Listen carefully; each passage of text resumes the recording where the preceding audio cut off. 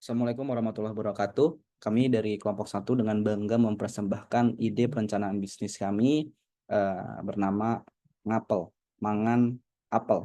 Sebuah proyek bisnis yang mendepankan keripik sehat dari dari bahan baku apel yang dapat membantu mengontrol 3 komponen utama penyebab naik berat badan, yaitu gula, lemak, dan serat dengan metode vacuum frying. Pada kesempatan kali ini kami dari tim satu yang terdiri dari Mas Aska Hermawan, Bobai Nardos, Mas David Ravendra, Mas Muhammad, Mbak Nisa Melia, Mbak Nur Hidayah, dan Salsabila Vesya. Masuk ke poin pertama, mengapa kita ingin mendirikan bisnis ngapel ini atau mangan apel? Karena yang pertama itu kita ingin menjawab kebutuhan masyarakat modern akan cemilan sehat, rendah minyak dan juga tetap lezat. Dan yang kedua mengolah apel Malang sebagai buah ikonik ya yang kita tahu bersama menjadi produk bernilai tambah dengan variasi rasa inovatif. Dan yang ketiga, mendukung pertumbuhan ekonomi lokal dengan memberdayakan petani apel Kota Batu secara langsung. Dan yang keempat, menjadi bagian dari pengembangan UMKM kreatif di sektor oleh-oleh dan industri makanan ringan, serta meningkatkan daya saing produk lokal di pasar nasional melalui inovasi kemasan dan distribusi retail. Decision tree adalah alat bantu visual dalam pengambilan keputusan strategis yang memetakan berbagai pilihan serta risiko dan hasil dari tiap alternatif. Metode ini sangat efektif digunakan dalam situasi bisnis yang penuh ketidakpastian. Dalam kasus bisnis healthy food atau ngapel, decision tree digunakan untuk memilih antara distribusi lokal terlebih dahulu atau langsung ekspansi nasional. Setiap pilihan dianalisis dari segi biaya, respon pasar, dan kebutuhan sumber daya. Hasil simulasi menunjukkan bahwa strategi ekspansi bertahap lebih menguntungkan dengan NPV positif, IRR tinggi, dan payback period yang singkat.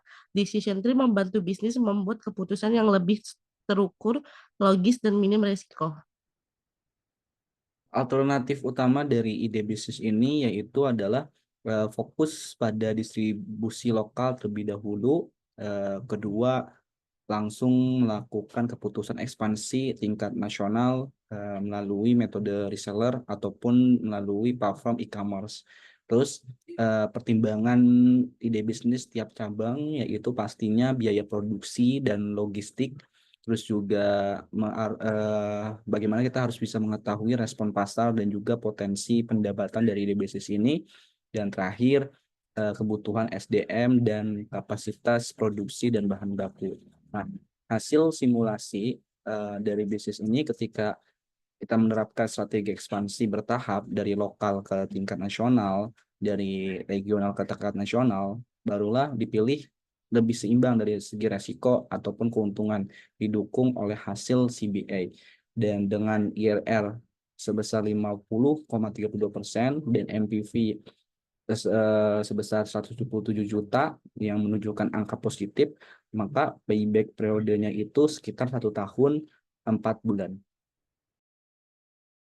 Oke, berikutnya kita masuk ke analisis etika ya. Di sini ada beberapa poin yang memang sudah kita analisis mengenai etika itu sendiri. Yang pertama ada kejujuran, bahwa di sini kita menjunjung transparansi bahan baku, tidak menggunakan pengawet, serta menjalin hubungan yang adil dengan para petani lokal. Berikutnya ada transparansi, yakni harga terbuka, pembagian hasil dengan mitra secara jelas. Jadi transparan begitu ya. Kemudian ada tanggung jawab sosial di mana produk dirancang agar berdampak positif terhadap kesehatan konsumen.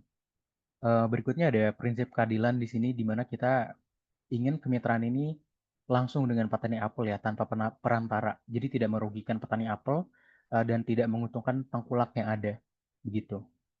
Oke, di sini ada dampak sosial positifnya yang terdiri dari 3. Yang pertama itu adalah menyerap tenaga kerja lokal. Lalu yang kedua ini adalah mengurangi surplus apel segar di Kota Batunya. Lalu yang terakhir itu adalah meningkatkan kesadaran akan gaya hidup sehat di kalangan konsumen. Lalu program CSR ini atau tanggung jawab sosial perusahaan itu adalah suatu bentuk komitmen dari perusahaan untuk berkontribusi dalam pembangunan ekonomi berkelanjutan dengan memperhatikan aspek sosial, lingkungan, dan kesejahteraan masyarakat di sekitar perusahaannya. Lalu untuk pelatihan ini teknik pertanian modern ya. Dan untuk mengenai aksesnya itu ke modal dan pasar. Lalu untuk diversifikasinya itu produknya turunnya apelnya, jus, cuka, dan lain-lainnya. Baik, untuk ringkasan bisnis plan-nya itu kita sudah buat 3 ya. Untuk strategi pemasarannya itu yang pertama dari digital marketing, dari aplikasi TikTok dan Instagram. Selanjutnya kita menggunakan endorsement dari influencer lokal dan nasional. Selanjutnya ada distribusi hybrid dari toko oleh-olehnya, dari e-commerce dan dari sistem reseller. Selanjutnya untuk packaging itu kita menggunakan packaging desain ziplock yang kekinian, yang tentunya higienis dan praktis. Untuk produknya itu ketika saat ini dengan varian rasa ada original, coklat, green tea, susu dan strawberry. Selanjutnya untuk proses produksi, teknologi yang digunakan itu vacuum drying yang sebelum dijelaskan Mas David, yang menjaga kandungan gizinya, warna dan rasa apel tetap terjaga. Selanjutnya untuk target pasar itu berusia dari antara 10 sampai 60 tahun, dan untuk keluarga urban, wisatawan, konsumen yang sadar gizi, dan reseller lokal. Selanjutnya dilanjutkan oleh rekan saya. Selanjutnya, untuk proyeksi keuangan, biaya awal itu sekitaran 97 juta, kemudian pendapatan tahun pertama itu perkiraan sekitar 303 juta, kemudian jadi IRR-nya sekitar 50,32%, ini sangat layak ya, di mana NPV-nya 117 juta dan profitability indeksnya itu 3,31, lalu payback period-nya satu tahun 4 bulan. Jadi bisa disimpulkan bahwa bisnis ngapel ini layak secara finansial dan bisa memberikan dampak sosial ya, seperti menyerap tenaga lokal, mengurangi surplus apel segar, kemudian meningkatkan kesadaran akan gaya hidup sehat di kalangan konsumen, dan juga memiliki keunggulan kompetitif yang jelas. Sekian presentasi dari kami, saya kembalikan ke moderator. Baik, sekian presentasi dari kelompok kami mengenai perencanaan ide bisnis healthy food bernama Ngapel. Kurang lebihnya mohon maaf. Assalamualaikum warahmatullahi wabarakatuh.